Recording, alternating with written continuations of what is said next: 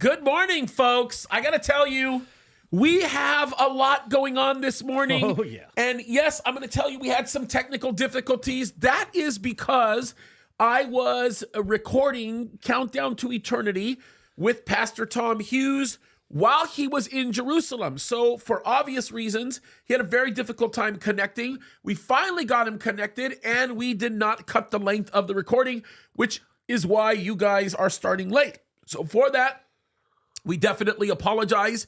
It was a calculated decision that I believe I had to make because we're not going to cut you short and rip you off on a really good recording of the show. So it's going to be a good one. I do want to say this. We are talking about Israel. It is indeed getting very real right now when you start looking at the war footing that appears to just be expanding in ways I've never seen it expand before. That's a very interesting thing. We've been shocked by some things. We're going to talk about all of that. We're going to have that discussion right now. I'm very excited about that. I do want to tell you this, and from the bottom of my heart, I want to thank you guys that are supporting us both on Rumble and YouTube with the super chats and the super stickers. They mean a lot, especially in the environment that we are in, okay? It makes a big difference, and for that, I want to thank you. I know my family thanks you, and you guys are just a tremendous and immense blessing. So with that, I'm going to do something very, very quickly. We only have one super chat that's up right now that I know about. I will go and look at it, and then I will read it, and then we're going to get into it because we have an awful lot to talk about and not a lot of time. So I think with the conversation that we're going to have today, your minds will probably be blown with some of the things that are up on the chopping block. And I just have to say, you guys, it's absolutely crazy what's taking place. And so I want to just warn you guys of the things that are happening. I will tell you this. It's becoming more and more obvious that Israel is not going to be letting down. And that is a very exciting thing to me because I'm beginning to realize more and more that the people of Israel are also seeing the fact that the Lord, the God of Abraham, Isaac, and Jacob is going to be with them. And so it's a neat thing. So Brad, thank you so much. Let me see here. This is she's.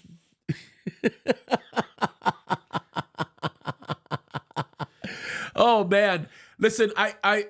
He wants because if I read directly what he says, I'm going to end up getting in trouble, right? Yeah, because Brad is super smart and he's super quick-witted, and I have to just tell you, like, Brad is one of us. He's a pastor. He's just a great thing. So thank you for the super chat. I would never invite the press secretary, the current press secretary of the United States, into my show. Even if she showed up, I would never do it because she does not have the intellectual capacity to carry a conversation with Mr. Potato Head. She might be one of the dumbest females in the White House. What's her name? Jean-Pierre. Wait, c'est bon. The one that is lying through her teeth on a regular basis? Yes, the one who is not even a good liar, but the only reason why she's in the White House is because she's a female, she's black, and she's a lesbian. That's the only reason why she's a press secretary. Oh, yeah. But, oh, yeah. Okay. Yeah, and she is a terrible, terrible liar. See, Brad is just doing this to get me all completely fired up before we even start the show.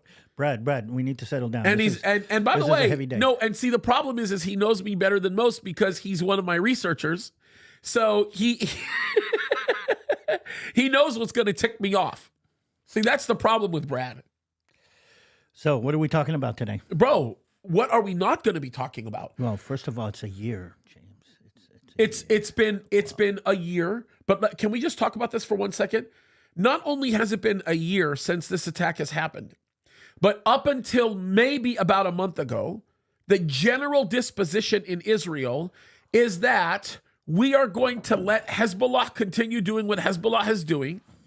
Iran is going to continue to do what Iran wants to do because the United States of America continues to be successful in putting pressure on the Knesset to not do anything about the current situations that are there. And roughly a month ago, after Operation Grim Beeper, everything has changed. absolutely everything. And perhaps one of the most impressive and stunning turns of events centers around what may be one of the most sophisticated intelligence and military operations we have ever seen in human history. And now we are watching a prime minister that absolutely will not back down. He goes to the UN and literally flips all those terrorists off, which he should. Yep. And then walks away with almost a smirk on his face, Knowing what's going to happen. that Nasrallah is about to die. I can just tell you this right now. It's pretty remarkable. By the way, put your cup up to mine for just a second. Aren't you supposed to be using my cup instead of yours? I don't know. I don't know how this You know, happened. this is Abby's fault. I don't know how this Abby happened. put up the Balagan Connection cup There we instead go. of the JK cup.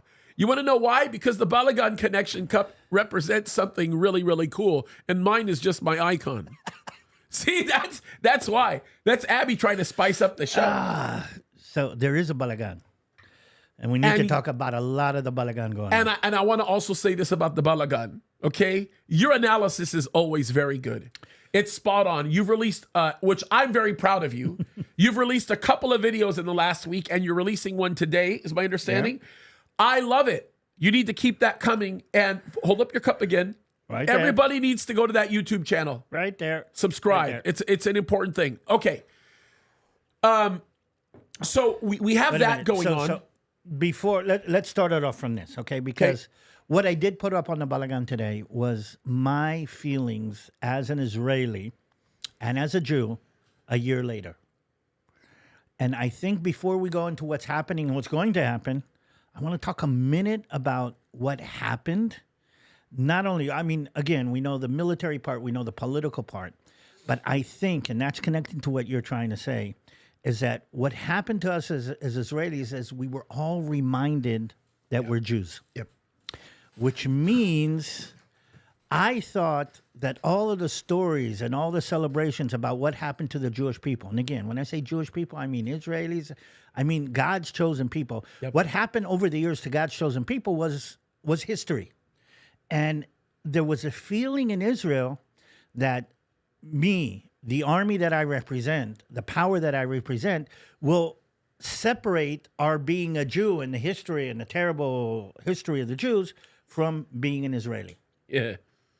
And October 7th proved to us that we're still Jews even before we're Israelis. We're God's chosen people. And that comes with a high dose of hatred more than anything else. Can I make a statement where I'm please actually going to bring in a profound disagreement even with that statement that you made? Okay, here we go. October the 8th, you could have made that statement and that statement would have flown. But now, a year later, I think what reminds you of the fact that you are Jews more than what happened on October the 7th is the response of the international animals.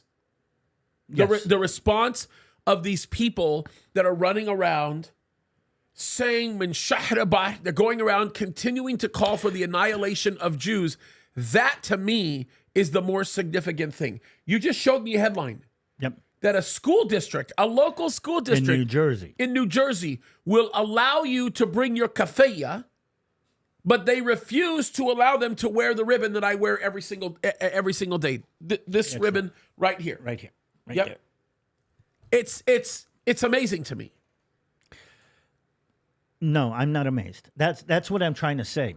I would have said, again, let's go back to October 7th. I would have been amazed. I would have said, I can't believe that. I mean, now I'm not amazed. But can I ask you this question? Mm-hmm. Did you think it would be as bad as you're seeing it right now, the level of anti? No, no, all of us. no, none no. of us thought so. And here's the thing. We celebrate people who try to kill us on a regular basis. I mean, you know, in Passover, it's the Egyptians, and Purim, it's the Iranians, you know, and we celebrate that. We know the stories. We thought we were over this. We're not. And again, past, present, and future are connecting right now in what's going on in Israel. And I think that's profound. It's amazing how backwards they get the facts. It's amazing. This protest that they had on one of these college campuses yesterday on the 7th, it was a protest against the greatest colonizers in world history. And you would think they were protesting the Palestinians. I mean, it's unbelievable. Since when did Jews become colonizers for going back to their land, which is the greatest story of decolonization in the history of the world? It's like you calling yourself, somebody calling you a colonizer for living in your bedroom. I mean, it doesn't make. Do you colonize your bedroom? Well, I don't know. Okay, but the living room. Let's keep it on the living room level. Sorry. I'm getting in trouble here. Christy, are you hearing your husband? Are you hearing him talking about colonizing his bedroom? Kitchen. Let's colonize the kitchen. I don't even want to ask you what that means. Okay? You should tell me in our language, because I'm scared to hear what it's going to mean. I'm worried we're going to lose people or gain people on this show. Oh my goodness. Christy, I'm praying for you, sweetheart. That's all I have to say. Oh, Lord Jesus. She's blushing right now. I don't know. What would Nicole say? Nicole never got brought into this story, okay, bro? Okay. You're the one colonizing your bedroom, not me. But yes, we're today I'm going to say we were surprised by that as much as we were surprised by the ability of the enemy and the hatred of the enemy. And, and all of those were surprises. I think for me personally, as an Israeli, as a Jew, and what all of this just enhances in my mind, and again, this is hit the Balagan connection after you're done here, because it just enhances how much my people need Jesus. Oh, yeah. I mean, look, listen, bro, so much so. And I think that it's, I think one of the most heartwarming videos that I saw recently, and one of the most heartbreaking all at the same time, was a group of, matter of fact, it was a tank unit getting ready to go further north into southern Lebanon. And they're gathering together with the security minister, who's off on the side, and they are singing Jewish prayers. They're singing Bible. They're actually singing Bible verses. Well, I'm going to tell you very clearly that Bible verses are being spoken on the comm systems of the Israeli military right now. It's amazing. I mean, tank commanders and artillery crews and infantry sergeants are hearing Bible verses in their headphones on a daily basis. That is basically who we are. It's amazing. And what's beautiful about it is the obvious. What's heartbreaking about it is the fact that look at what it took to get that to start happening. Yep. And what we know from end times is going to get way worse. So we want to talk about what's going on now, and we want to talk about how that impacts end times. Yes. By the way, I also want to make this comment. I'm going to release a video on Friday, and it's going to be a significant video that talks about a recent earthquake in Iran, right? Guaranteed it's a nuclear test. We're still trying to figure out if they do or they don't. You're sure they do? I'm almost certain that they do, brother. Come on, listen. They had already been able to enrich uranium to 60% at 60% purity probably 3 years ago. Bibi was able to demonstrate that they had the capacity to do that 5 years ago, if you remember, with the press conference that he did. So why are we waiting? Your guess is as good as mine. Your guess is as good as mine. The only viable guess that I can make is the United States of America. Yep. I think Bibi was able to aptly demonstrate that he doesn't give a rip anymore about the UN, which was one of the wisest decisions that he made, probably because the UN is the largest terrorist organization in the world. No, we're all realizing what the UN is. They're complete devils. They've been devils for a long time. But do you know that Israel actually declared that Guterres is a persona non grata? Good. Your good friend Israel Katz did it. Yeah, good. Good for him. Good for him. We don't want the Secretary General of the United Nations setting foot in Israel. Yep, good for him. I think that was a wise decision. And I actually think that was done in the name of diplomacy. You know, some people will look at Israel Katz and say that he did that in essence to create an inflammatory mechanism amongst the international community. I think he did it wisely. And I think the wisdom in that is it was a national security issue. It had nothing to do with them making a statement about how evil Guterres is. It was a national security issue. Why? Because nobody wants a cheerleader walking into their country that is going to encourage the enemy that lives within to do the evil that they're doing. He's a pig. Well, that's the same reason we kicked Al Jazeera out of Israel. Same exact reason. Has nothing to do with the issue of freedom of the press or any of that type of thing. The press made it. Even Piers Morgan made a thing about it. Okay, tell me, is Piers Morgan credible to you? Piers Morgan is the classic fence sitter. I mean, he'll be on Piers Morgan, this side of the fence or that side of the fence, depending on where it's sunny. Okay, let me help you. If Piers Morgan, if you ask me the question, is Piers Morgan credible to you? Is Piers Morgan credible? Literal hell to the no. No way. Piers Morgan he is not honest. And he has not been honest in a while. Because if he was, he would not manipulate things to bring them to the place that he is. He knows better. He has a personal relationship with Trump. He knows what's really going on. This whole thing with Israel is a reflection of remarkable ignorance. It's just terrible. No, I'll tell you how Piers works. I think, and I think somebody said it on the show. I don't even remember who. But Piers goes like this. What's going to bring me more likes? That's right. Okay? If this is going to bring me 1 million likes and this is going to bring me 2 million likes, then I'm going to go with the 2 million likes and not with 1 million likes. And again, this is Pierce, I think, to a certain extent, symbolizes what's wrong with the whole system. It's all about the likes. Nobody cares about the morals. Nobody cares about even the policies and the politics. It's all about the likes, and if you've got the likes, you can make it. And you know, Taylor Swift is a classic example of that. Oh, she's the devil too. But you know, I'll give you a great example of this. I've been told on multiple occasions that I should not dedicate Tuesday to Israel, which pretty much my whole channel oftentimes is. I've been told on multiple occasions that it's not a good idea to, and they didn't put it quite this way, but that's what they might as well have said. It's not a good idea to have a Jew on and to just be talking about war and Israel and all that stuff. And you know what I would say to that? And by the way, I'm a pastor. I just want to say this for the record. You know what I would say to that? Be nice. Shove it. Oh, shove it. Oh, I'm going to do what God's called me to do. That's pastoral language. Yeah, well, I could get a little bit more aggressive with that. It would have nothing to do with anyway, with colonizing my bedroom. But I'm not gonna let that one go. That one I haven't gotten a message from my wife yet. It might be because she's playing hooky and not listening, which is probably good at this point. By the way, Dean, leave it to Dean to give us a little bit of humor. I love Dean, by the way. He says, and by the way, thank you, bro. He says, he's another one on my research team. They're all sarcastic guys, by the way. They're all filled with sarcasm. Why am I not surprised that people that are connected to you are sarcastic? Look at Dean.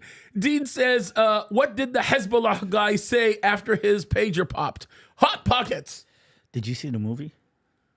Is there a little video about that? No. There's a video of the Hezbollah wounded going to Tehran to pray at one of the mosques. Oh, man. And it blew up in the mosque? No. You just see them with bandages on their hands, and it actually shows that a lot of them are without eyes and without fingers. And that's probably why they're... Never mind. I was going to say something really crazy. Yeah, well...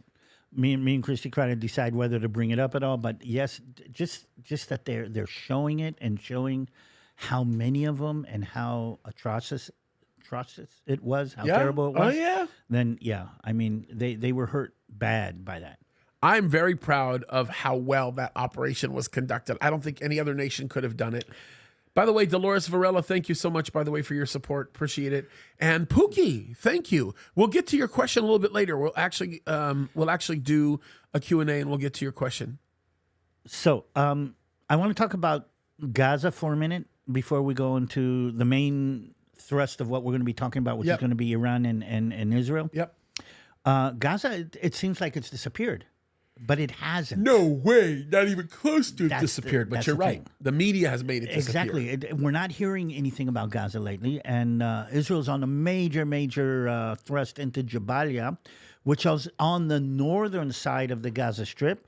basically making sure that the Hamas doesn't pick its head up out of the tunnels again. So there's fighting again in Jabalia, which is on the north.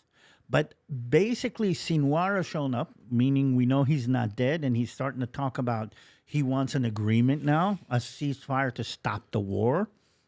And they're complaining about that. Israel better not cooperate with that animal. But what's quieted down also is the hostage situation. I'm sorry to say it like this, but a year later, I think most of Israel is realizing that that's not going to be a solvable situation.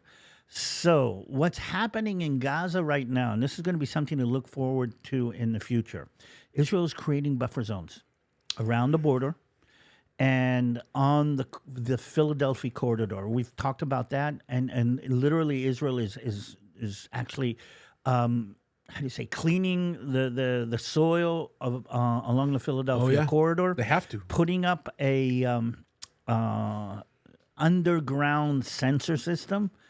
And the situation, as I think it's going to happen now, and again, somebody's going to talk to me in about 3 months, 4 months to see if I'm right or not, is that Israel is going to shave the top off the border around the Gaza Strip and leave 1, 2, 3, maybe 4 corridors going across Gaza.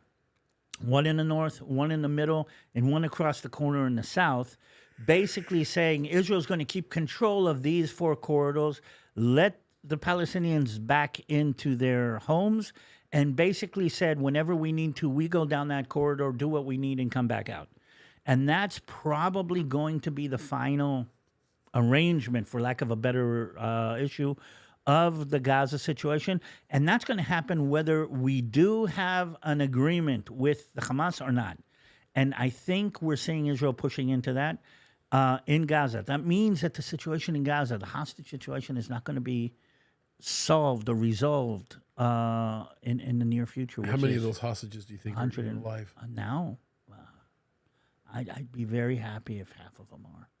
You think the little baby's still alive? No. I think we would have heard or seen something of that. Yeah. I mean, the Hamas would have used it against us if they could have. Okay. Tell us about the situation in the north, because this is really important. I will tell you this right now.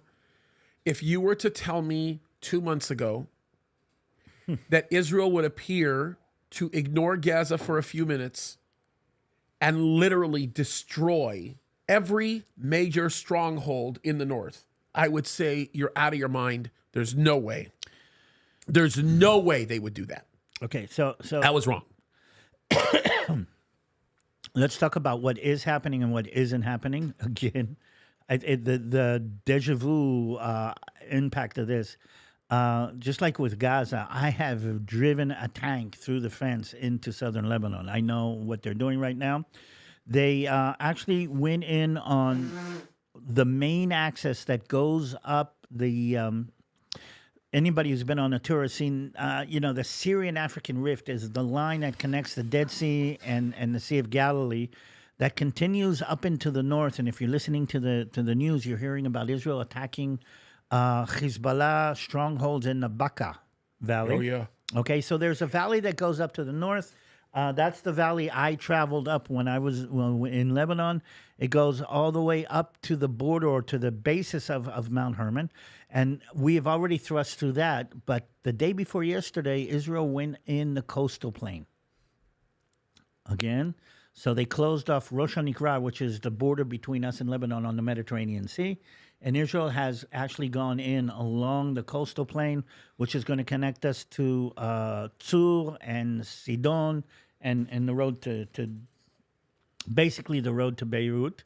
For those of you that don't recognize the words that he said, he's talking about Tyre and Sidon, which that's the American way. I mean, I would pronounce it the exact same way you would. But see, some of these words are words that when we say them in our language, most people don't even know. Like even words as simple as Beit Lahem. Like I had many. I was doing a Bible study recently where somebody came up to me afterwards and said, "You keep saying Beit Lahem, Beit Lahem. What does that mean? What does that mean?" And I said, Bethlehem. Bethlehem. Like what, but we have lots of words that we don't, because we don't have certain sounds in our language, which is very different. And, Jerusalem's another example. There's many other words that we use.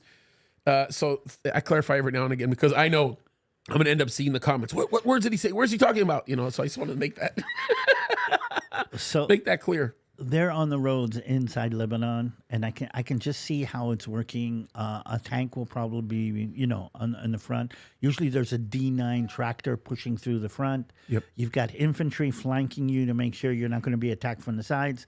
And Israel is back into southern Lebanon. And I have to say, the Hezbollah on the ground are putting up a battle. But this time, as opposed to what happened in 2006, they're not ready for the joint warfare, the deep integration between armor, infantry, artillery, and air force, meaning even the drones that Israel is using in southern Lebanon. They're getting smashed. Now, that doesn't mean that we're not getting hurt every once in a while.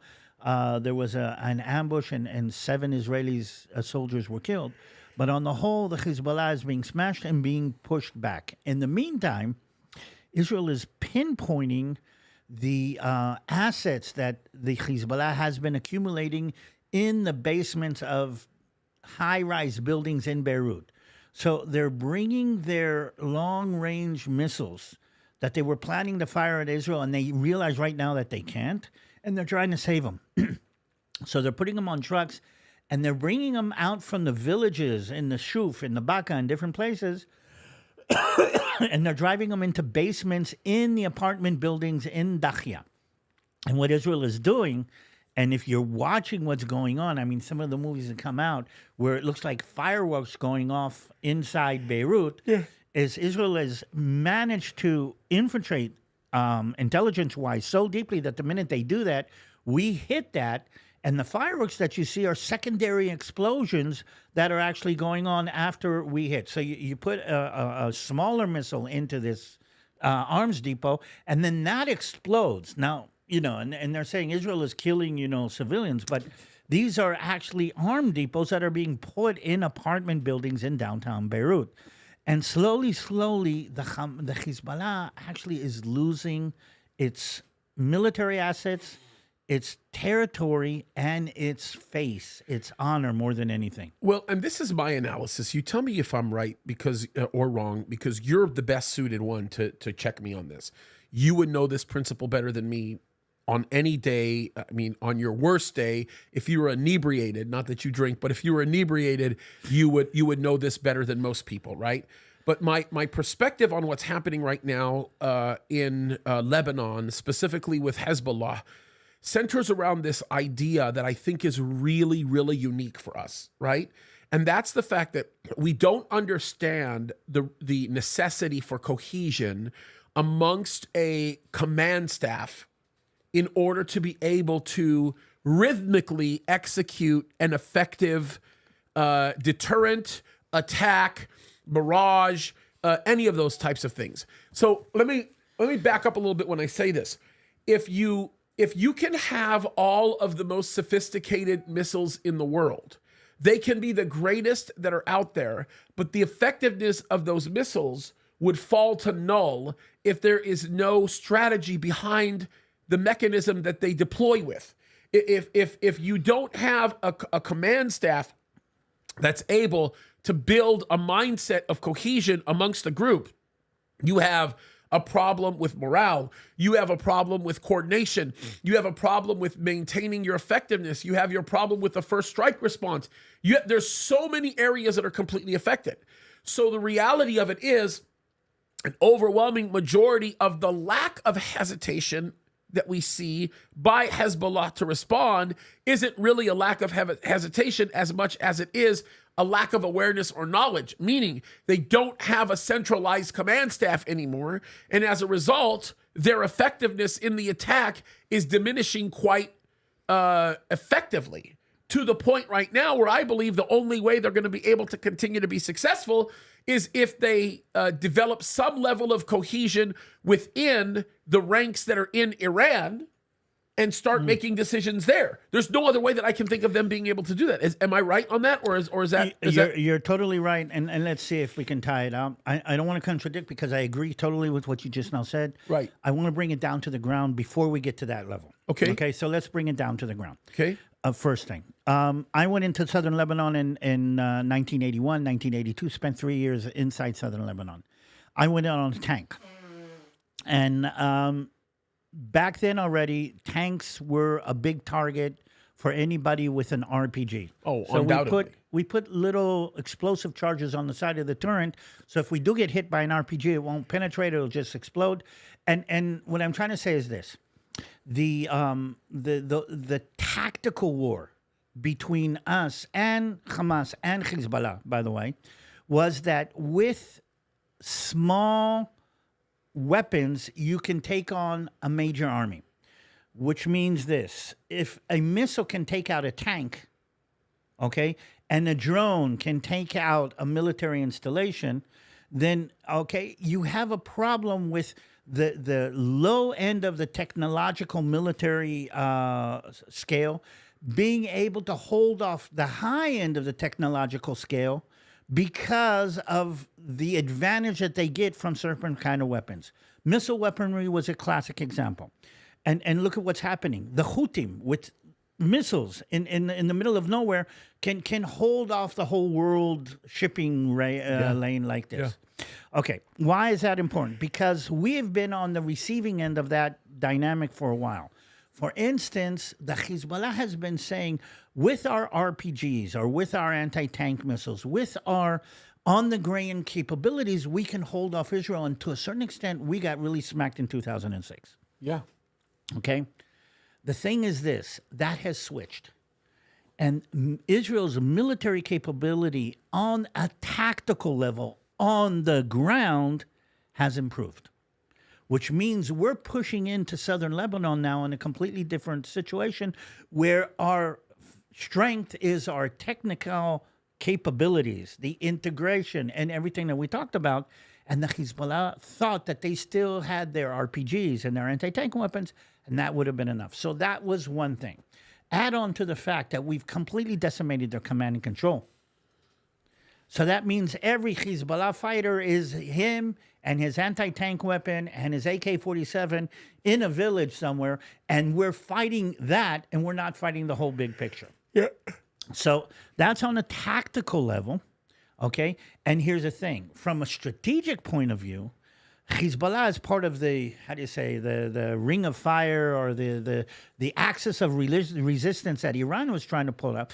And Iran is trying to push a strategic win into this battle. But because they don't have the tactical win and they don't have the command and control, they have no ability to pull off a strategic win. Yeah, boy, that's great. It's a great way of putting it. So you've got two elements of this battle going on, but what that has managed to do is move the whole war to the strategic level between us and Iran, meaning the war has been fought and won more or less, or at least centralized in Gaza.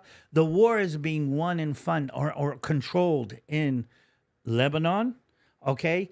And now the question is, does Iran want to take this war to another level, which is completely different? And that's a different kind of war that's being fought right now, as much inside the corridors of the State Department and the Ministry of Defense in Israel and in the United States as it is anywhere else. And that's the situation right now. So what Israel has done is taken away the tactical advantage, put the command and control under, and actually pushed Iran, who's been hiding behind its proxies until now, push Iran out from behind the proxy curtain and says, okay, we want to do this, let's do this. And that is the major shift and the major change. Israel actually has pushed Iran out and said, you want to deal with us? Deal with us. That's the situation between us and Iran. The problem is what's going on with the United States in the middle, and that's something that we need to connect to. Yeah, and so there's so much to pull out of this, right? Because as it is right now, we can make some reasonable predictions that are very grim, in my opinion, concerning how bad it's going to get before it gets better.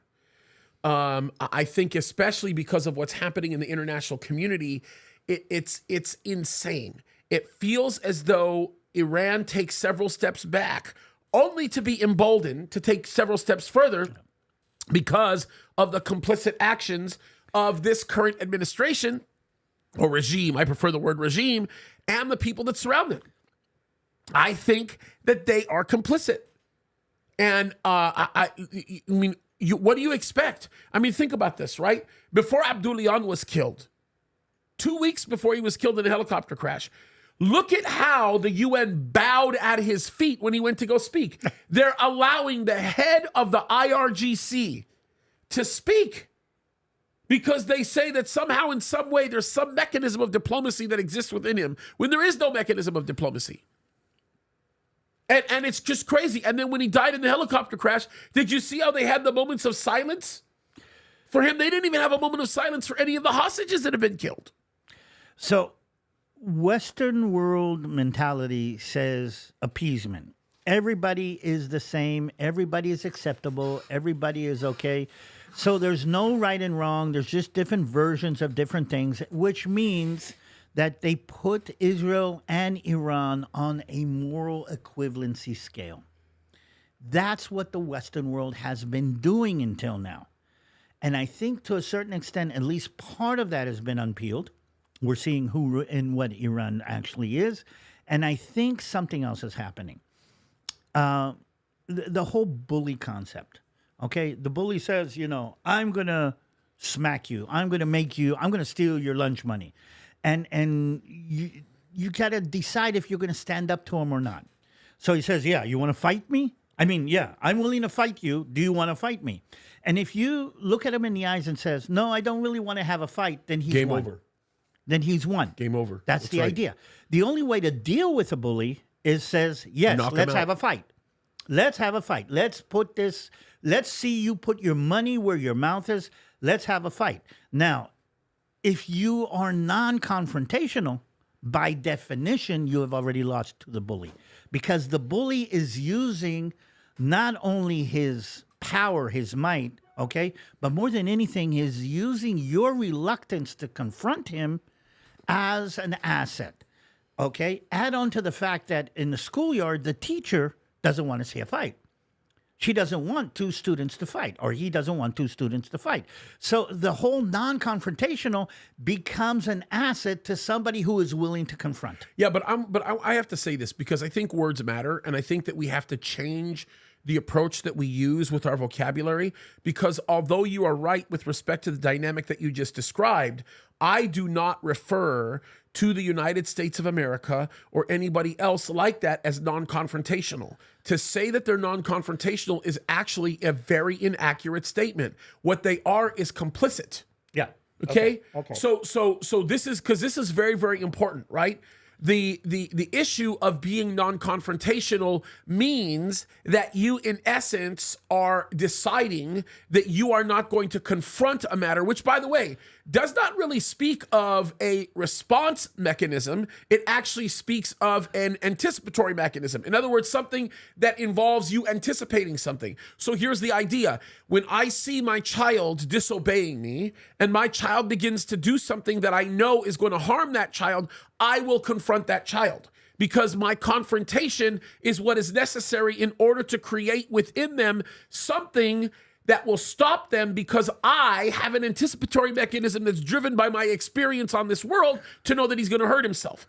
So the issue behind Israel being confrontational as a mechanism of some type of anticipatory drive is something that's very, very important. But the other issue that has to be understood is the fact that anybody who refuses to have that mentality with respect to what's happening in Israel no longer can be called non-confrontational. They're actually referred to as complicit, because they are still able to function with the auspice of that anticipatory mechanism that we all talk about. In other words, they're capable of being able to anticipate what's coming. They're capable of being able to say, we're watching Iran charge up their missiles. The State Department goes before the whole world and says, we anticipate an attack on Israel within the next 4 hours, because they could see the missiles firing up, okay? Well, guess what?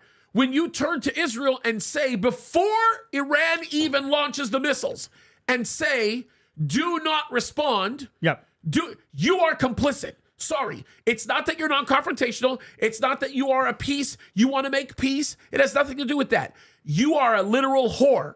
You are complicit in the action. You literally are selling yourself so that you can find whatever you want in order to create what it is. The question is why. Well, the United States being complicit, it's an easy one in this situation. Well, I'm going to say it like this, and again, let's see if I can help explain what we're understanding as Israelis after a year. Okay, is that no? It's not even like you said. It's not even how do you say, two sides of the scale. Okay, the other side has much more weight on the scale than we have. Okay. And there is a tendency in the Western world and the rest of the world to support, listen to this, the Muslim mentality, the Muslim ideology, the Muslim nationality more than there is to support the Israeli. Which means if you've got a fight in the schoolyard, the teacher actually already has a bias toward the guy that is a bully. Yep. And the reason the how do you say, the government, the authorities have a bias towards the bully is for two reasons. One reason is a regular reason. The bully's family is the biggest family in the school. Yep. And the bully's family, we know them to be very violent. We know them to be problematic.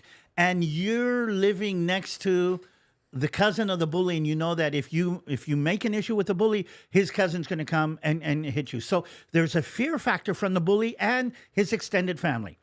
One. But I'm going to say something else, and this is really important because we've understood this after a year. The bias towards the bully is not only a bias towards the bully, there's a bias against the Jew. It's deeper than that. Baked in the ideology, the mentality, the philosophy of the Western world. There's a bias against the Jew. And here's the thing: if you'd have told me a year ago that I'd be saying this, I would probably have an argument with you.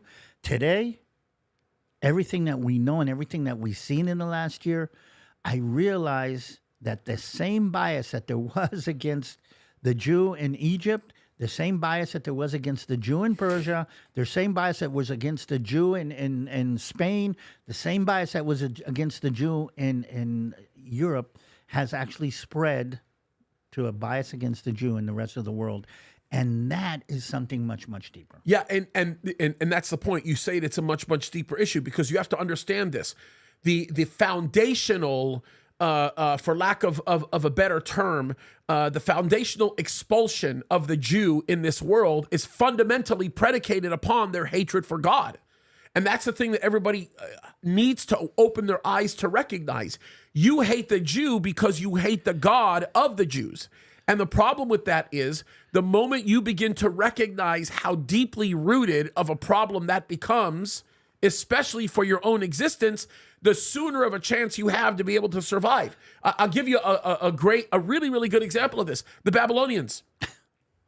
Look at what happened with Babylon. See, the problem with Babylon was that they got arrogant when God chose to use them as a tool to discipline his children. At one point, it went from, we're going to be a tool used by God to discipline the Jews and be humbled by that tool, by the fact that we are that tool, and ask for God's grace in the discipline that is incurred. It went from that to I'm like the Most High God. I'm greater than anybody. Look at what God did. God made Nebuchadnezzar like Howard Hughes, walking around for 7 years, going nuts, eating grass like a cow, and going absolutely crazy. And then he wakes up and he realizes who he is. The problem is his descendants don't see it. Look at what happened with Belshazzar. You talked about this at the church recently.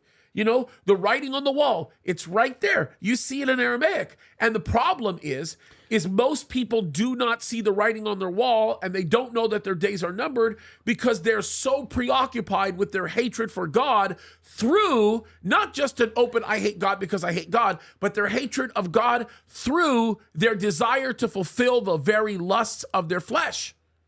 And that's what we're seeing happening right now on a national and on a global level. So let's take that concept and bring it down to the strategic and down to the tactical level again. Okay, so we've gone, up from this to this. Let's bring it down. It makes all sense that Israel has to retaliate against Iran as a result of the two attacks, one in April and one a week ago. It makes every sense to anybody reasonable who's ever lived in a human society that if you allow somebody to smack you around like that, if you continue to allow that to happen, it's just going to continue, and they're going to continue smacking you around. And the people who are willing to smack somebody like that, it's just a matter of time until he starts smacking somebody else. 100%. And it's still a matter of time. So 100%. Logic says that everybody sitting in the Western world has to understand that if you let Iran smack Israel around like that, when they get finished, if they ever get finished with Israel, they're going to come and smack around you. If you let the bully walk around and be a bully, then he will bully you at some point, even though he's not doing that right now. It's clear. But in the case of Israel, they say, no, you have to allow the bully to smack you. And the question is why? Why are people going against their basic instinct, their basic mentality on the case of Israel, which actually turns into Macron saying, don't hit Lebanon, and the United States of America saying, be careful how you smack back at the bully Iran, because we don't want this to be a big issue. Yeah. And look, you just take Macron, for example. Macron, that's what I say. What a coward. And the problem, again, is that what he is doing is he is walking in fundamental complicity. He is complicit. You might as well turn on the gas chambers. He is complicit in this action. And it doesn't matter what anybody says. This is not a battle of the adults at the table. That has nothing to do with this. These people have literal blood on their hands because they are looking at a culture of death, and they are embracing the culture of death. And by the way, I just want to say this for the record. You would think that Macron by now would know better. The man practically wakes up anywhere in this country to hearing El Salatu Khayran min an-Nawm, Allahu Akbar, Muhammad Rasulullah. He hears it every single day. He knows. And he's watching the Sharia law courts do what they're doing. He knows the destructive effect of Islam, which, by the way, Islam isn't even a real world religion. People call it one of the three world religions. In reality, it's a heresy of Christianity. And we know that. Even Muhammad wasn't Muhammad. We know that they're talking about Muhammad, and Muhammad was in reference to a Jew, Jesus Christ. So it's like, when are we going to realize what's really going on here? Recognizing it for what it is. Is this the president of France who actually did not believe what Nazi Germany was planning for them? A Holocaust. And allowed that to happen? And actually, for a while, a Holocaust denier. Okay, but again, that were conquered by the Germans and had to be saved by the United States again? Yes. Okay. This is the French army that was selling rifles with a special discount because never fired, only dropped once? Yes. 100%. So this is the France that is teaching us how to deal with an evil across our border? The only thing that France can do right now for the United States of America, for Israel or anybody else, is how to screw up your country. That's the only thing France can do. Okay. I mean, let's just face it for what it is. By the way, Don, thank you so much for your generosity. You are incredible. Dawn's a professor, by the way. A very, very popular professor with all of her students. College professor. She's an amazing lady. Anyway, thank you, Don. God bless you for your support and your kindness. You say watching God's word come alive is amazing, it's true. Which is, again, we keep on going up and down, but basically, what's happening in Israel, like again and again in the past, is a Bible lesson being played out on the ground right now. 100%. And when you understand it like that, we can sit here and I can talk about the politics, the geopolitics, the tactical. I can talk about, the range of an anti-tank missile and how you overcome it. But again, these are biblical lessons. And what I find fascinating in the way I'm seeing it, you read the Bible, you talk the stories of David and Goliath, you talk the stories, of biblical battles, and you only when you get into it, you realize that on the Valley of Elah, there were other soldiers there in their armor with their swords, staring down an enemy. 100%. And what we tend to forget is the Bible lessons play out on the worldly level, on the worldly playing field, okay, with real people in between, in the middle. That's what Israel is. Israel is the how do you say, the actors in these biblical lessons that God is teaching all of us again and again and again, and it's being enacted on Israel more than anything. And what God is saying this, what happens in Israel is going to reverberate or indicate what's going to happen to the rest of the world. Yeah. Oh, yeah. And I think so that's true. the fascinating thing. So we can go into the technicalities of it, but this is a spiritual war being played out on the ground in Israel right now. And the thing that just blows my mind is so much of the existence in good health that seems to linger amongst nations is really predicated upon how they treat Israel, how they look at God and how they treat Israel. Can we just take it to even a smaller level? Let's just look at Calvary Chapel, for example. Look at how blessed God has, look at how much God has blessed Calvary Chapels over the years, especially in the past, because of the love that they had for Israel. I mean, listen to this, bro. When Chuck Smith died, in the Knesset, they had the flag at half-staff until his memorial service, which was almost a month. I mean, think about how far we have fallen. You have at Costa Mesa is a great example of this. You have a group of people that will fight more for somebody to be able to call themselves a Christian homosexual than they will for the existence of Israel in their own homeland. What in the world has happened? Where have they gone? And that's the thing. It's that's how you know the future of any organization, any country, any world is doomed. It's the treatment of Israel. So what's happening now? And I think what we need to talk about, because we're at a pivotal point. I mean, we're going to be striking back at the bully now. And the question is how that's going to happen, when that's going to happen, and what's going to happen, and what's going to be a result of that. So can I give you my ideas on how I think it's going to happen or how it should happen? I actually think this is how it's going to happen because I think BB is smarter than the average bear. And I actually believe in my heart that BB has done a phenomenal job. I mean, I'm talking about the early prime ministers of Israel.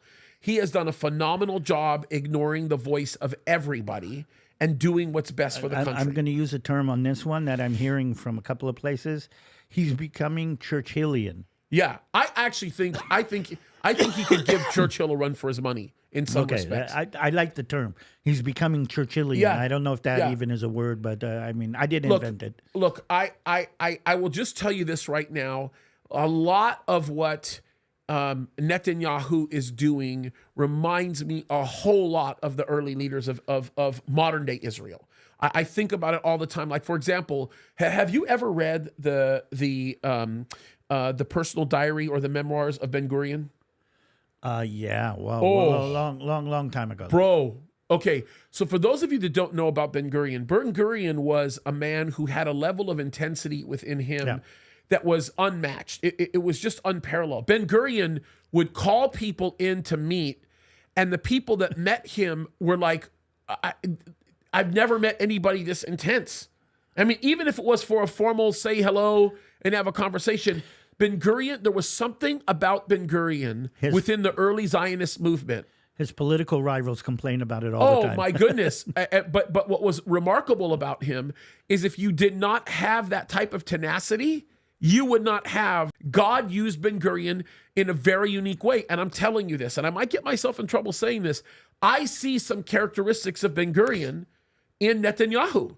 And I think the nation of Israel, the people of Israel, are beginning to recognize that. I think the polls are turning.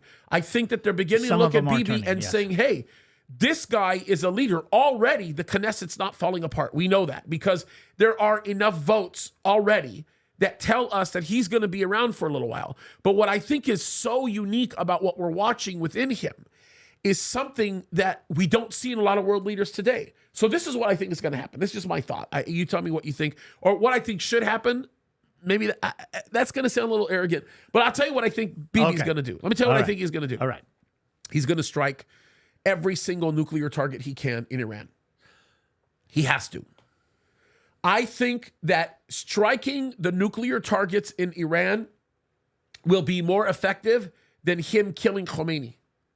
And I'll tell you why, okay?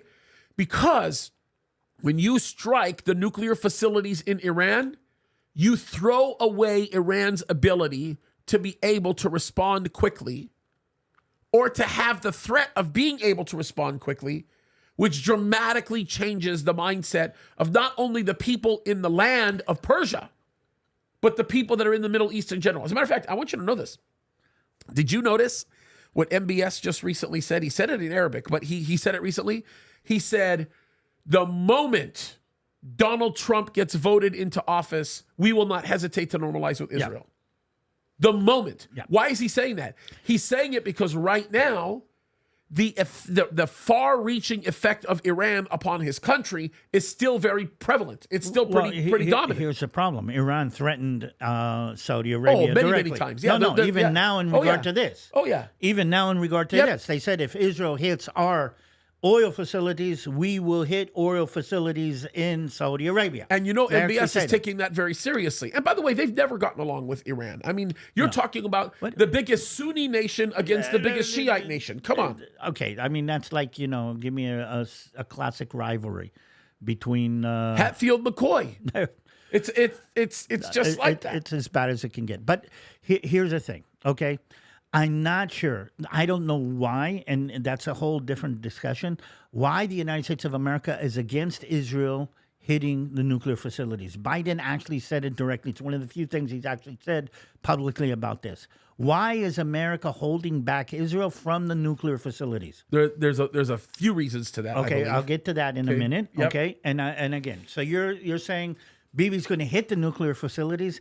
I'm not sure he is. I'm not sure he's willing to go out against he has to. The Biden administration. If Trump was in power, yes.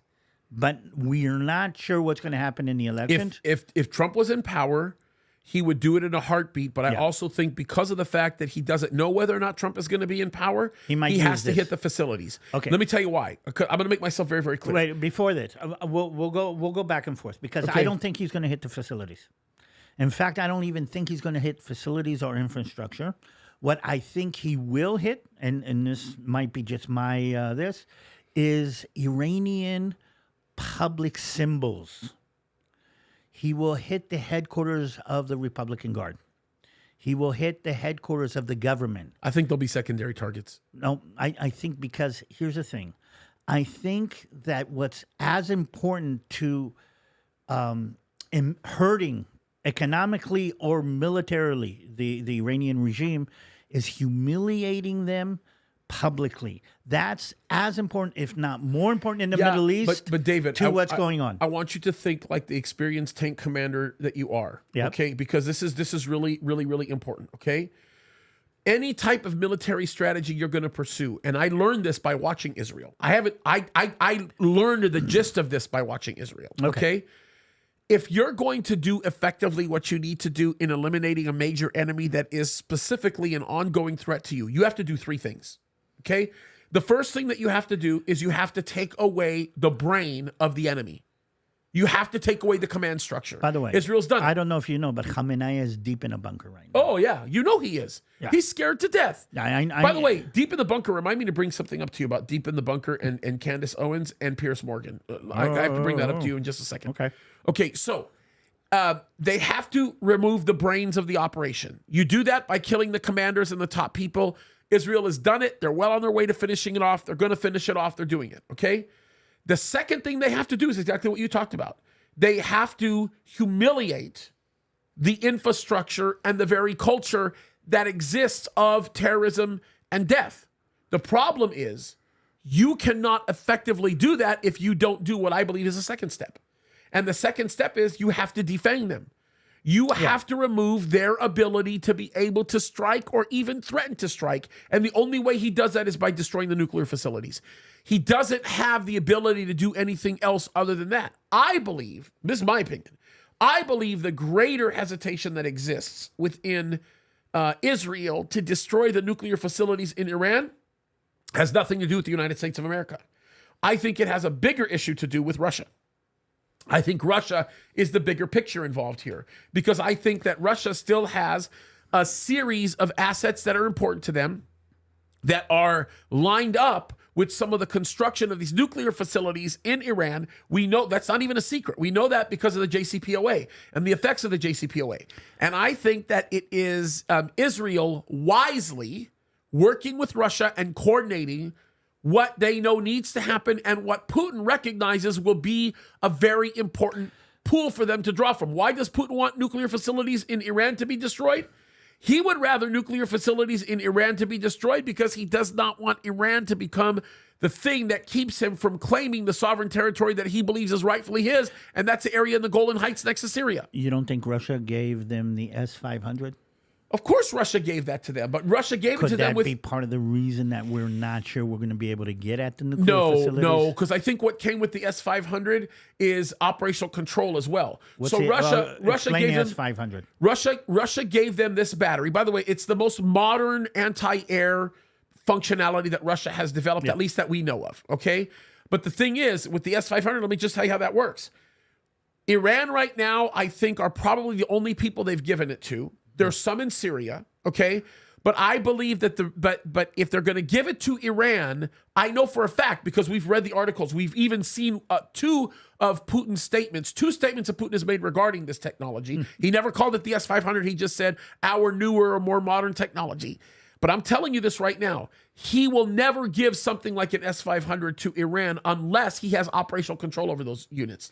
He won't even give S-400s to Iran unless they have operational control. So his men are there that are listening to his commands to operate those things. Think about it like this. When our guys fly over Syria, okay, the reason why our guys don't get messed with when we fly over Syria is because we have F-22 Raptors. Good luck, Putin, on that one, right?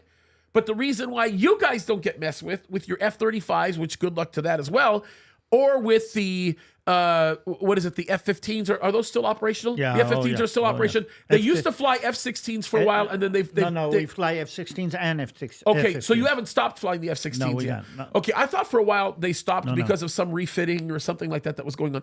Either way, F-15s and F-16s are a whole lot more susceptible to the damaging effects of an S-400, and so.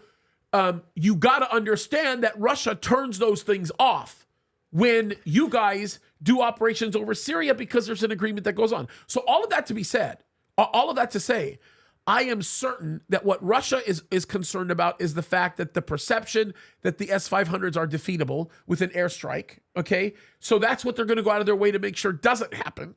But I think the bigger issue involved here is that when Russia is able to witness the head of the snake of Iran to be destroyed, then they have control over the greater opportunity, and the greater opportunity is the Ottoman Empire. The greater opportunity is Turkey, because Turkey stands as the greatest threat to what was the assembly of the USSR. And in order for me to explain this to everybody, I have to get into the complexities of Azerbaijan and Armenia. And once I do that, then it becomes an interesting thing. By the way, I'm going to just say this right now. Don't you think it's a coincidence that still to this day, Netanyahu absolutely refuses to say that Turkey committed an atrocity with Armenia? Armenians. You want to know why he refuses to do that? Because he knows that there is an element that exists between Russia and the diplomatic relationship he has with them and the diplomatic relationship that he has with, or that's fading, by the way, with Turkey, but the influence that Azerbaijan has on Turkey to be able to maintain the diplomacy necessary to create the mechanism that they need to do the things that they do. So with all of that said, if Netanyahu is going to be effective in those three goals, he has to destroy the nuclear facility. He has to. Because think about it like this. We're going to be here next week. Oh yeah. Oh yeah. But can I say this? He also knows that if he doesn't destroy the nuclear facility, he'll never normalize with Saudi Arabia. It's going to be very, very difficult. That's an interesting without aspect. the help of the United States of America, which is not guaranteed to him. Because I'm telling you, Trump is in danger. Yeah. Trump is in big danger of not getting elected because of what he's doing with the evangelical vote. Because think about this. His open and blatant acceptance of abortion right now is creating a lot of people, a lot of apathy within people. People are not going to show up and vote. It's not that they're not going to vote against him. Like for me, I'm telling you, I think we have to vote for Trump. And I hate the fact that he supports abortion at the small level that he does. I hate it. But we have to vote for him. And I went over the biblical reasons why I think we have to do that, right? The problem is most people won't even show up and vote. Yeah. They just won't because... Please go and vote. Tell everybody that you know. Go and vote. Just vote. And see, that's the problem. A lot of people are not going to, and they're going to basically give the country to the devil. And that's the problem, because the one thing that I can tell you about Trump, and I know this for a fact, like this isn't me making it up. I know this for a fact. He is easily in a position where his mind could change on the abortion issue. I believe that, but that's beside the point. You have to look at what Trump has done. Okay. You have to look. I'm going to tell you this right now. If Kamala Harris becomes a president of the United States, she will immediately use the power of the federal investigative forces of this country to come after people like me and you. She's going to do that. It's going to happen. She's going to first Kamala didn't do anything. I promise she's first going to go after the pro-life people. Yeah. Right. And then after that, it's going to, and that no, is I don't think the she truth. really has to come against me and you. She's going to convince YouTube, for instance, to change their algorithm enough so a conversation like this couldn't even take place. Yeah, look, and you're right. All of these things are all variables that we have to consider. By the way, let me just take a little side note to talk about Pierce Morgan, Candace Owens, and the Bunker Buster. We'll just talk about this.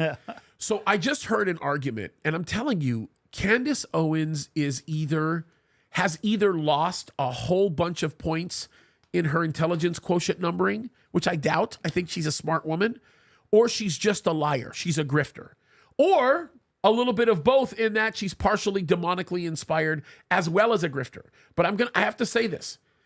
One of the most dishonest arguments that I have heard her lobby, which to me just makes me absolutely sick. It's like, you are a devil, Candace, and you know you are. You're lying through your teeth. You're a dishonest person, and you should not be trusted. Okay? I'm going to just make myself clear. She's hiccuping. Bro, she is so dishonest. She's lying to the people. She's a grifter. Okay?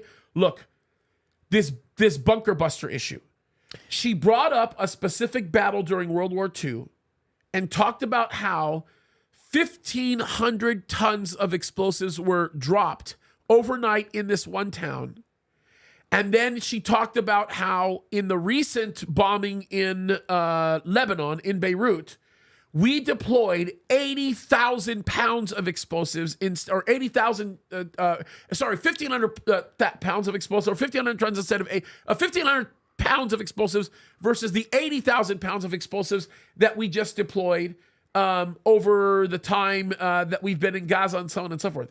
And here's the problem with her lying, and she knows this, but she's a liar. Wait a minute. She's making a correlation between the amount of explosives the Allies dropped on, let's say, Dresden. Yes, Dresden was the big argument. She used Dresden was one of the cities she mentioned. Well, Dresden was completely wiped off the map. Yeah, but keep this in mind.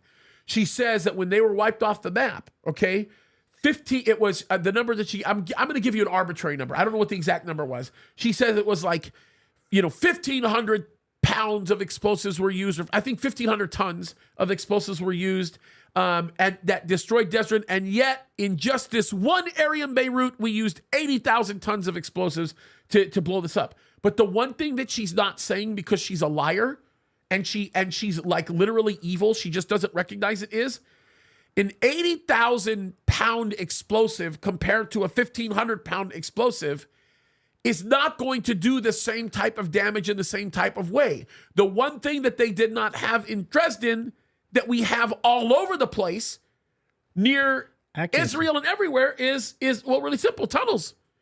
And the problem is, when you use bunker busting explosives, by definition, they are going to have a whole lot more weight tied to them, even though the collateral damage that they do is far less than a traditional explosion that comes from an explosive that it explodes on a surface. So Candace Owens has a problem with Israel using bunker busters to take out Nasrallah? This liar will not mention a bunker buster. She won't, because what she's going to say is she's going to say this amount of explosives versus this amount. It's about the tonnage. Yeah, she's not creating the difference with respect to what makes them so distinct. She's not talking about the distinctions within the weapons. How about tonnage? That's the worst part about it. Berlin was bombarded. Bro. I mean, she's lying. No, the truth is she's lying. She doesn't. Put it this way, bro. It would be like this, okay? It would be like saying I have a 50 square foot lawn, 50 square foot of grass that I have to cut, okay? And with the 50 square foot of grass, I take a tiny lawnmower and I mow the lawn with the tiny little lawnmower. Now I have a 50,000 acre piece of property, a 50,000 acre piece of property, and I deploy a lawnmower that is the size of 50 by 50. Okay? The problem is she's saying they're taking their lawnmower of 50 by 50 and they're using it. It's the argument of disproportionality again. It is. It's the same. It's again. She is at very best, she is intellectually dishonest. She's a liar. Candace is pulling a lot of people into a very dark side. She's Anakin moving over right now to the dark side, and you're watching it happen. Candace Owens may be the single greatest propagator of anti-Semitism amongst the conservative movement alive right now. She is far worse than anybody that I have ever seen, and she continues to lie. And by the way, did you see the letter that Dennis Prager wrote to her? Yes, I did. Okay. I did a video on this. I released the video yesterday where I read the whole letter of Dennis Prager. Wow. And I even played all of the things that Candace Owens said. And kudos to Dennis. Dennis did a fantastic job with that letter. I'm very proud of how Dennis handled it. So did Ben when everybody realized what's going on. I mean, she literally crossed over to the dark side as we watched. By the way, have you heard that her and Megyn Kelly are putting a show together? No kidding. So Megyn Kelly then is a messed up. I heard something like that, yeah, well, and I'm waiting to see but how. But that's part of that whole Tucker Carlson kind of network. You know what I mean? It's like now Tucker Carlson is a whole lot more sophisticated about how he puts Jews down, but it's like I'm telling you, bro, this is a very broken. Achitophel. Yes, Achitophel. It is. It's an Ahithophel situation, 100%. 100%. There's two things I want to stress here before we kind of lock this up. One is the rumor, or two rumors that I've been hearing. One is that Iran is passing a law in the Iranian parliament that will tie them legally into the Houthis, the pro-Iranian proxies in Syria and Iraq, and the Hezbollah. They're trying to make some kind of joint, I don't know what to call it, kind of agreement similar to what Egypt and Syria did before the 6-Day War, and put them like under joint, like a vertical Article 5 type of a thing, NATO exactly type that kind of thing. Yep. And they're trying to do I did not hear about this, and they're trying to do it legally through the parliament, saying now this has become a law in the parliament, then we will have no choice. And I think that's something we have to be looking at. And while they're doing that, there's rumors that they're actually reaching out for a ceasefire. So this is very interesting. So two things. I did not know about what they're doing in the parliament. Yeah. I think it's brilliant on Iran's part, because what Iran is doing is they're just simply taking advantage of the international position. If they end up legitimizing the relationship that exists between them, the Yemeni Houthis, Hezbollah, and even Hamas, and a few other people. I'm hearing that they're beginning to talk to Islamic Jihad people, which, by the way, is really scary, because that means they're going to start aligning themselves with Mahmoud Abbas and some of those other people, which is really scary. They're talking about Fatah and many others. But the one thing that I should point about that is, if they're doing it, it's a smart move on their part. And the reason why it's a smart move on their part is because I think the reason that they're doing it is to legitimize the terrorist actors that function as their proxies, so that now when the Houthis attack or Hezbollah attacks, it will be recognized by the UN as an extension of Iran, no longer an extension of Iran, but Iran itself. Yeah. And if it's Iran itself, then they have to go to their diplomatic channels because of the membership that Iran has in the United Nations. So what they're trying to do is they're trying to say, if you attack the Houthis, you attack us. So you have to take in consideration attacking us every time you go against any of our proxies. I actually think the UN's telling them to do that. Very interesting. I think that's a good terrorist thing. And that's going to be. And then on the meantime, though, they're saying this: if you reach a ceasefire with us, you reach a ceasefire with all of these. Yeah, I would assume that would be the primary motivator behind that association. So those two things are happening. We'll have to wait and see. I think what's happening right now is the bully is seeing that, somebody's standing up and is starting to back off and say, "Wait a minute, I didn't mean that. I didn't. I wasn't gonna hit you. I was just going to threaten you or whatever." And we're seeing that coming out, which brings us back to what is Israel going to do, and I think it's going to be fascinating to see what the next step is going to be. This is really interesting, bro, because I did not know about this fact with what Iran is doing. And if that is indeed the case, then that means Bibi's known about it for a while, and that would make even more sense as into the brilliance of him destroying all the heads of all of these organizations. Because mind you, I think next he's gonna start striking Yemen more effectively. He's gonna go after the heads of the Houthis. I think that's gonna be one of the next things. I think he's gonna go after some major players in Iran again.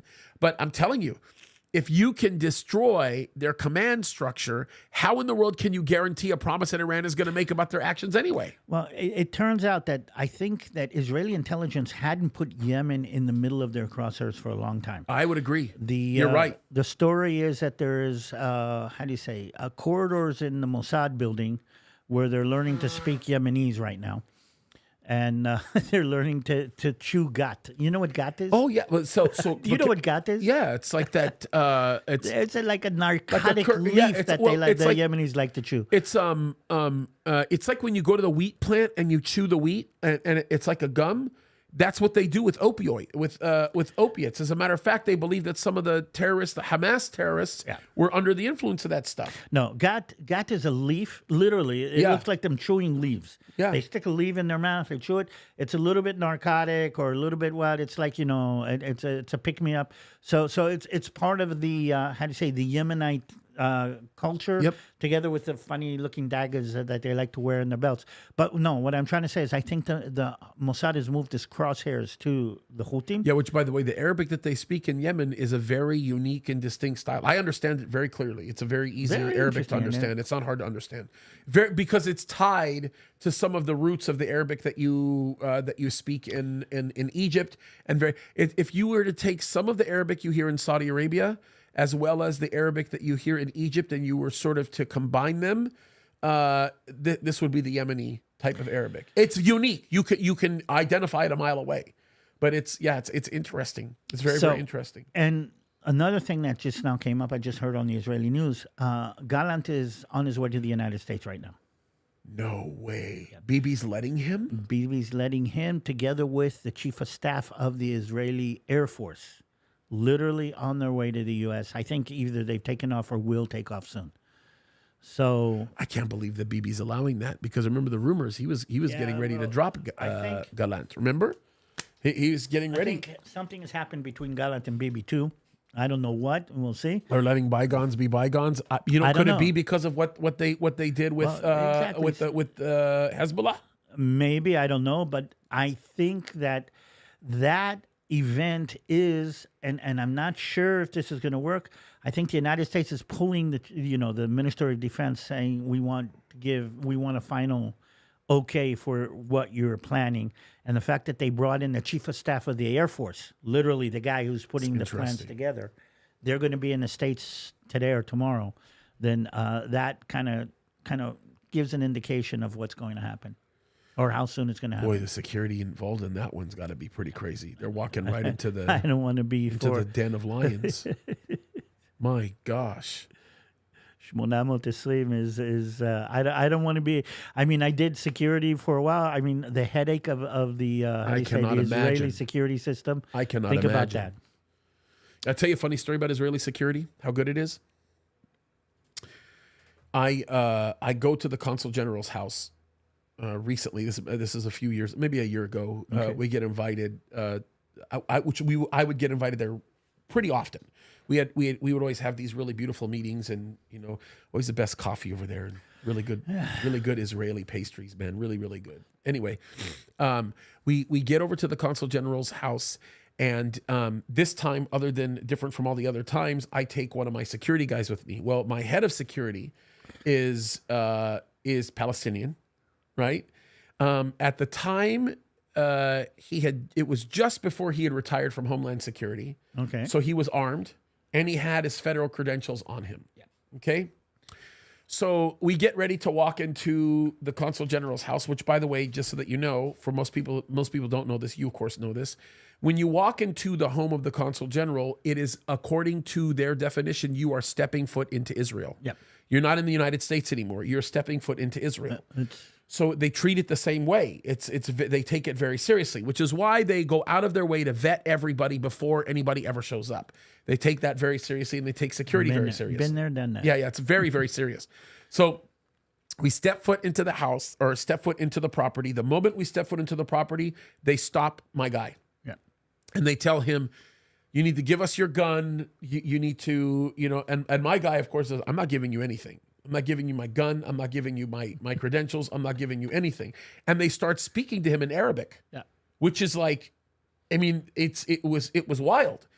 So in Hebrew, the guy, one of the security heads, he turns around and he tells the other guy, basically, we're going to have a problem with this guy. So I respond by he's telling this to the lieutenant of the consul general. Yeah. So I turn around and I just basically say, hey, David, to the lieutenant of the consul, I say, hey, David, no problem. We don't want to create an incident. We'll move on. We love you. Have a good day. And he flipped out. He flipped out. He said, no way, no way. And he tells the guy to wait. And he goes and he grabs the consul general. And the consul general comes out. And the consul general and he is one of the most calm, generally sweet men. Yeah. He's a very, very sweet man. And he just tells the security guy, what are you doing? This guy's one of the biggest friends of Israel that we have. What are you talking about? So they go back and forth. And I turn to my guy and I tell him, I say, hey, what?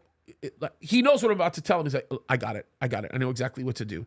So he turns around and he's going to stick to his guns, but then he identifies a guy who which I didn't, this is weird. I didn't even know that Mossad hung out there. He identifies a guy in the house that's part of the security thing that starts coming out that he knows personally. Who's a guy from Mossad that he knows personally. And they go and they hug each other and they kiss each other and how you doing and all that third thing. And then my guy tells him, hey, I trust you. I'll give you my gun and I'll give you my credentials. But do me a favor. If something happens, find me, please, and give me no problem. You're one of us. It was very sweet. It was a very, very sweet moment. But what was interesting to consider, just in going over there and seeing that and watching how they take this stuff, like how seriously it is like, I don't think anybody understands what drives all of that.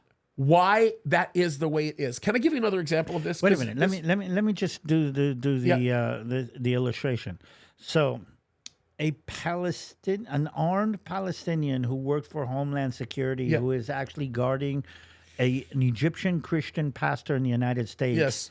meets a Mossad agent in L.A. Who's very, very Jewish. who is very Jewish and very connected, and they fall on each other's shoulders, hugging and kissing. Yes.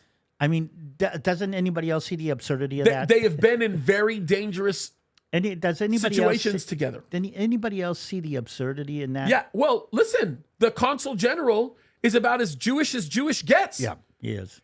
Hillel Newman at the time, that was the one before him. He's about as Jewish gets. We would hug and kiss each other every single time we saw each other. We're that kindred.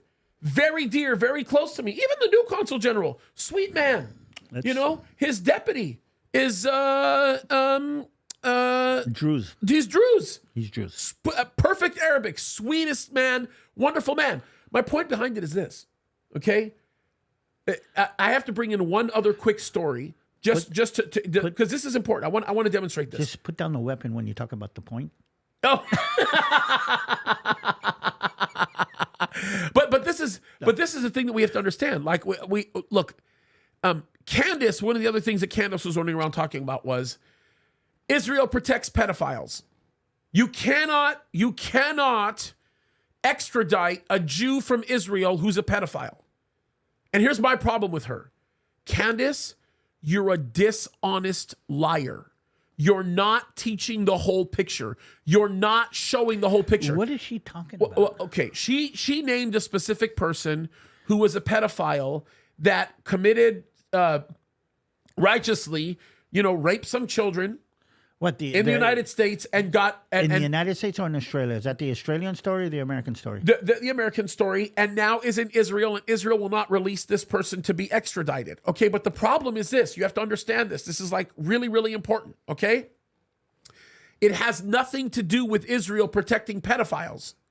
It has everything to do with Israel having a policy that they will never extradite anybody to be criminally prosecuted in any country because they know the history of what happens when Jews are falsely accused, then extradited and dealt with harshly. I don't think Israel's ever extradited anybody. They won't.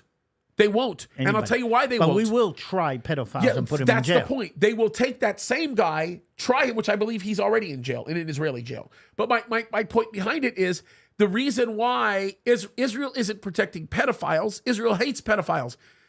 Israel is protecting its people through its general policy in no longer allowing Jews to get extradited simply so that they could get killed by a jury that doesn't even care about the truth. So here's the thing, and Candace has started doing this, and others have doing.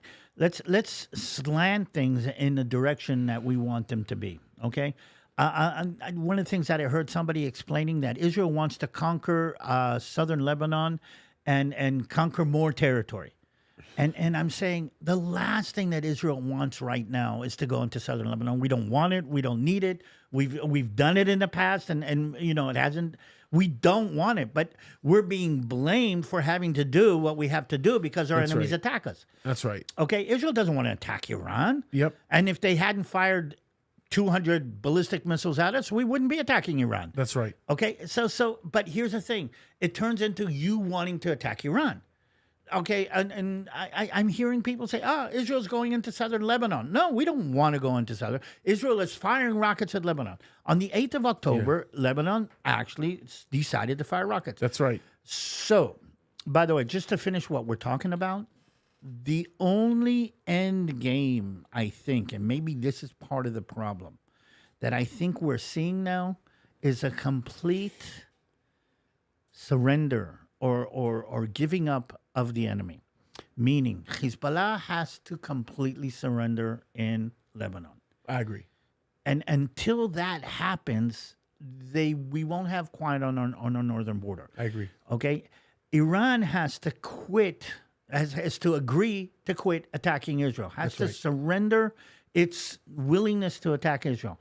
And I don't think it's going to be over until that happens. I agree. Hamas has to surrender in Gaza. I don't think that's, and I think there's a growing, consensus in Israel that we're in this fight until that happens. Yep, I agree. And that, I think, needs your prayer more than anything. Yeah, all of these things are very true, and your assessment of the matters in front of us it's very accurate. It's 100% right. It's 100% right, and I think it encourages me when I understand that, but it also scares me at the same time. Well, I'm going to bring Gadi up and a couple of people, including a tour guide friend of mine who's been saying the following, and a lot more people in Israel. The only thing that'll make them surrender is to make them pay a price. Yep. Now, the price is not going to be by destroying their facilities or killing their people. I mean, you can kill as many Lebanese as you want. It's not going to make Hezbollah. Yep. The price is going to be, and here's the weird thing, and Gadi Tab has been saying it, and others have been saying it, and I'm kind of buying into it. The price is going to be land. We're going to have to take land from them. I agree. And that's going to be the thing. And here's the thing. Israel didn't want land. We don't want any more land. I mean, we're okay. But the only thing that we're going to have to do is that'll be the only thing that'll cost the bully enough for him to say, you're 100% right. It's done. And I don't know if Gadi has ever shared this publicly. I know that he wouldn't mind me talking about it because we've talked about it offline. But Gadi has had an idea now for probably the better part of 6 or 7 months that I think has been a great idea. And his idea has been, and this is just us talking as friends, his idea has been what you need to do with Gaza is you need to go to all of the Hamas leadership and say, for every single day that you hold on to one of our hostages, we're taking 50 square meters or whatever. We're taking another kilometer. Maybe he said another kilometer of land. I don't know if he's expressed that publicly, but I do think it's a great idea. There is a growing feeling in Israel that the only thing that'll make the enemy kind of agree or to hurt, or the only thing that you can actually hurt the enemy, because their lives do not matter, and I mean their economy doesn't matter. I mean, what do they care about the lives of people in Lebanon? Look what they've been doing. That's right. Is take land, and that is the only thing that is going to push them back. I agree with you, man, wholeheartedly. And there's a growing consensus. We're going to have to wait and see. I kind of ascribe to that mindset because I think you'll end it very, very quickly when that happens. You'll even find international pressure to end it quickly. Well, don't forget, I spent 3.5 years inside Lebanon, and we tried to put a pro-Israel government inside Lebanon. I don't know if you remember the whole Bashir Jumail thing. Oh yeah, and whole definition. We tried to create the Southern Lebanese Army. Yeah. Okay, that we actually put in place, and we gave them, weapons but the sectorial hatred inside. I mean, the United States of America tried to put a different kind of government in Iraq. Yep, I remember that. And look what's happening now in Iraq. Iraq. You have the Kurds and everybody in southern Iraq. It's a mess. We're dealing with an enemy who is so broken that you can't even bring it together to make. They can't even surrender. I mean, but you know what makes me agree with you more in terms of taking land until as a retaliation function? Look at the exact opposite's happening. See, we're looking to appease these terrorists by giving them more land, and that's the name of the game. That's what they want. So they're going to keep doing it until they get more and more and more and more. Well, part of the backdrop of that is any land that we ever gave back to the Arabs has been used as a base to attack us from. 100%. And by the way, I'm not the only one who says that. Ben Shapiro actually says that even on a global level. Any place that the United States of America pulls out with becomes a hotbed for atrocities against the United States, even going back as far as Cuba if you want to go that way, and something like that. That's not wrong. How do we wrap this up? I think we go back to some of the same things, and that is we have to pray for Israel. We have to pray for God's ancestrally chosen people, the Jews. And I got to challenge you guys to something else that's really, really important. I need you guys to pray about and then act on it. Just don't pray about it and leave it alone. Pray about and act on finding somebody new every day to have a discussion about this stuff with. All I'm asking is one person.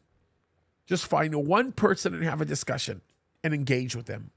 Develop relationships with people. Educate them about this. Because if we don't, folks, we're in trouble. Well, one of the things that I'm realizing since I've been here is something that we do a lot and you guys don't, though. We talk politics in Israel. Oh, We yeah. talk politics around the dinner table. We talk politics at work. We talk politics when we meet neighbors. And one of the weird things that I experience being here is that, I meet my neighbor outside and, I say something about the political situation, get a little bit of a discussion. And the feeling is, oh, we don't want to talk politics. But you want to know why, David? I can give you the answer to that. Like, it's not hard to Why? answer that. World War II generation wasn't that way. Okay? Korea generation wasn't even that way. So let me tell you why. Okay? And I think most people know this. Some people don't actually, but I talk about this a lot. Anytime I've ever met a Jew who tells me that they are living in Israel and active in the IDF, I never ask them whether or not they're going to be in war. As a matter of fact, I think I may have learned this from you 10, 15 years ago. I always ask We're all them, veterans. which war is yours? Yeah. Which war belongs to you? And it's very important to understand this, because even in Israel right now, when you have somebody who meets another person, one of their fellow countrymen, and they don't know about each other, they don't know their backgrounds, they'll ask each other, which war was yours? Which war was yours? Which war was yours? And if you're one of the unlucky ones, then you can say you owned 5 wars or 6 wars or 7 wars. Like right now, I could ask you which war is yours. You'll tell me. You'll say Lebanon. You'll say multiple intifadas. You'll say there's several wars you can claim. But right now, the war that is yours is the biggest war that Israel has ever fought in its history, and that's the media war. So that's the war that you're engaged in right now. That's the war that you're dealing with. Okay, so let's go back to the discussion of politics. People that have no problem discussing the political issues, and not only discussing those issues, but integrating their worldview into those political issues, are the ones who know what it's like to give their lives for the way of life that they have. Americans don't know that anymore. We haven't known that for a long time. And I think I saw a poll a little while ago that if something happened and the United States of America was at war, would you be willing to put a uniform on to defend the United States of America? And I think like 85% of people under the age of 30 said no. I know. 85% of the people living off of the greatest freedom that the world has ever known are saying that I'm not willing to defend it if I know, need Habibi. be. I know. It's one of the most tragic, heartbreaking. But we've lost it because people have walked away from the true and living God. There's so many things that they've forgotten that they don't understand. So here's a concept that I find fascinating, and I don't know who said this where, but this is kind of clicking on me right now. If you're not willing to fight for something, you don't deserve to have it. Yeah, 100%. And I think Amen. Israel is in the middle of that right now, proving to itself and to the world what we're willing to fight for. But I think the United States of America has a problem in that. 100%. If they're not willing to fight for this country, they don't deserve to have this country. I agree. And I think that's going to be very fascinating. Nothing could be more true about that, Habibi. Nothing could be more true. We're talking about a major issue here. Yep. It's a major issue. I think that's why Christianity is the way it is sometimes. We don't value what God has given for us because we truly don't understand the sacrifice he made for us. Well, the concept in Christianity is that blood, sacrifice, something needs to be paid in order for there to be life. It's a Jewish principle. Well, it's a godly principle that came through the Jewish mentality and it was culminated in the blood of Jesus. And it's not worth it if it's not something that is paid for. Amen. And I think, and we're bought and paid for. I think that's why our life is not our own. Yep. And that by definition has been, at least in my life, the thing that upgraded my life from me living for me to me living for something greater.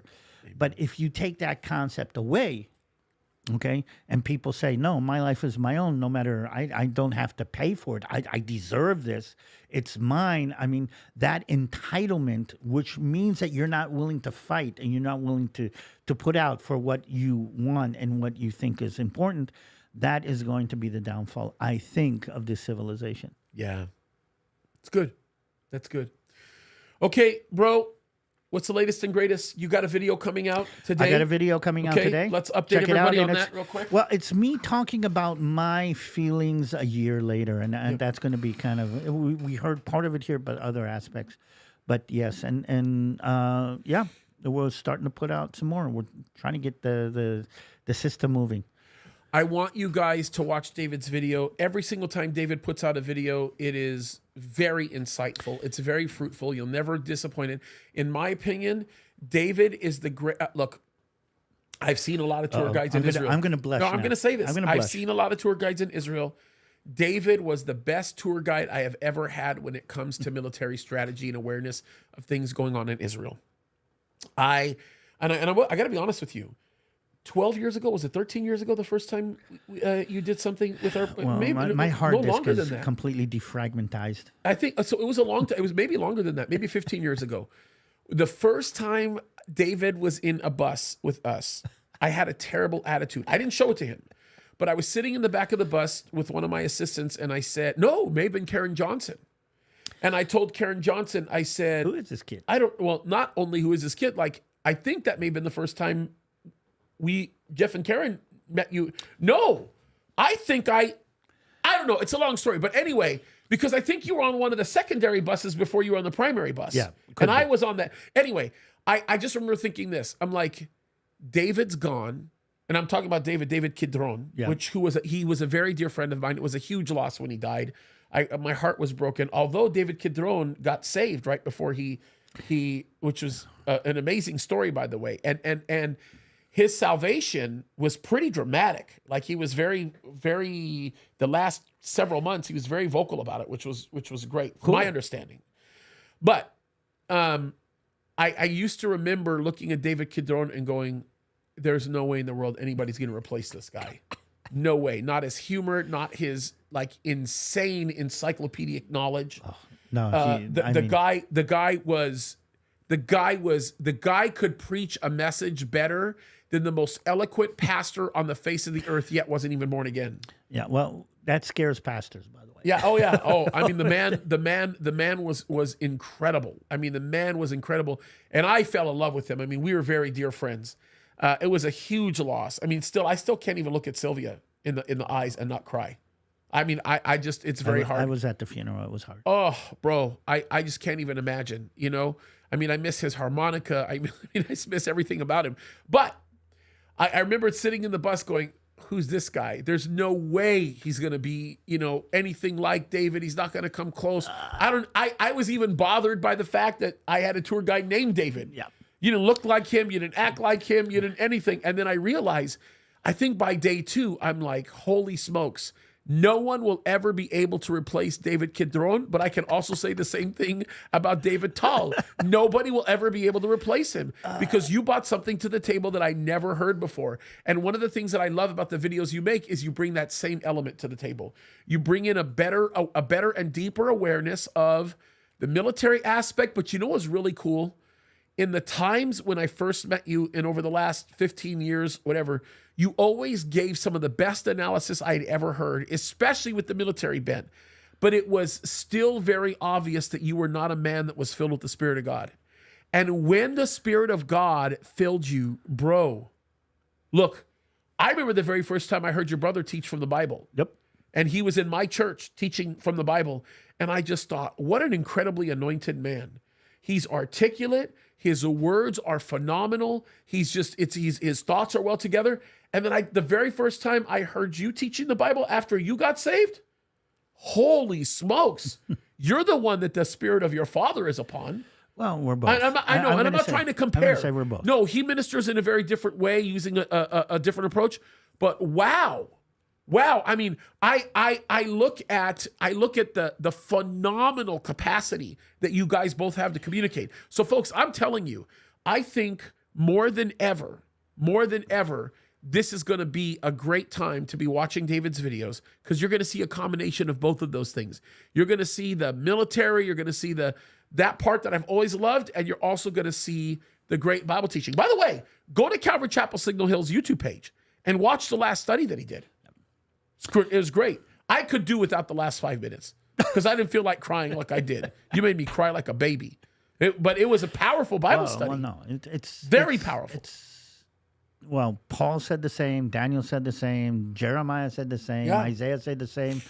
Pray for my people. Yeah. Pray for my people. Amen. My people have suffered because of their own stubbornness and problems, but also because of who we are. And that's been part of what we're saying. Amen to that. Amen to that.